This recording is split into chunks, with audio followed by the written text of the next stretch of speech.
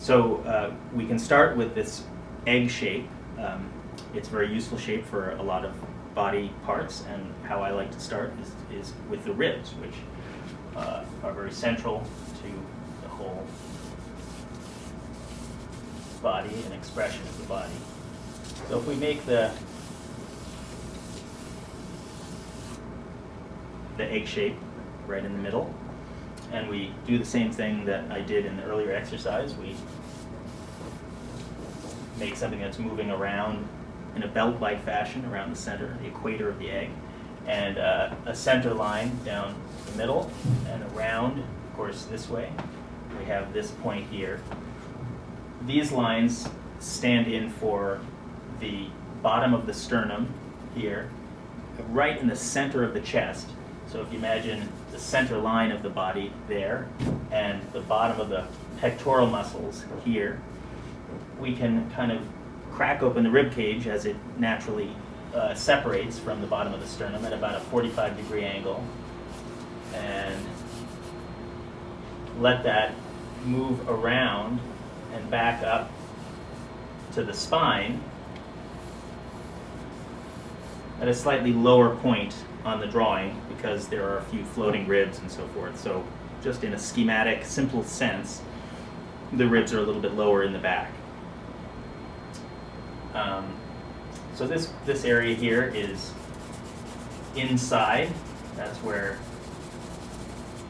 you do your digesting.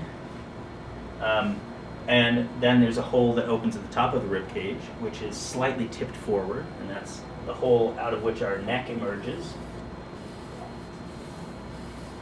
And between that is the sternum, which consists of two bones, the manubrium and the sternum bone. So I draw it in a simplified fashion here.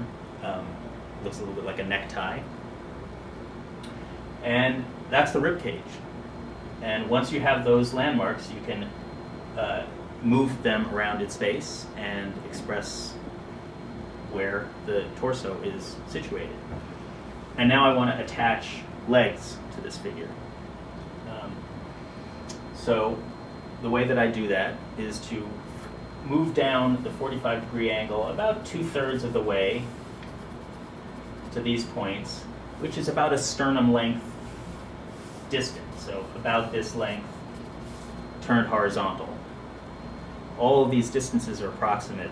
I should just disclaim that the system that I am showing you here has something to do with proportion, but its strong suit is in a way that it eschews proportion and just talks about linkages, which allows you, the artist, to make up what proportions you want to have of the body, since bodies are so diverse. So I'm kind of trying to give you a fairly standardized, simple idea of things that you can then diverge from when you see fit. So I will take lines and drop them vertically from those points, and probably the accurate proportion would be to make a square out of this, so to come down a sternum length and across again, because people's torsos are about this length proportionally, but I like to add a little bit because it provides for a bit more grace in the torso, lengthening the torso. So I just add a little bit, gives us a little more room to draw as well. So this rectangle now corresponds to the stomach muscles, the abdominal muscles, which come down from the ribs and end at the pelvis. And these 2 points correspond to the pelvic points right on the front of the iliac crest. And there are in fact 2 points to which muscles attach, but we're just going to consider it to be 1 point. And this is a very important landmark because even on people who are heavy and have some extra flesh, those points are exposed. The bone doesn't collect fat at those points.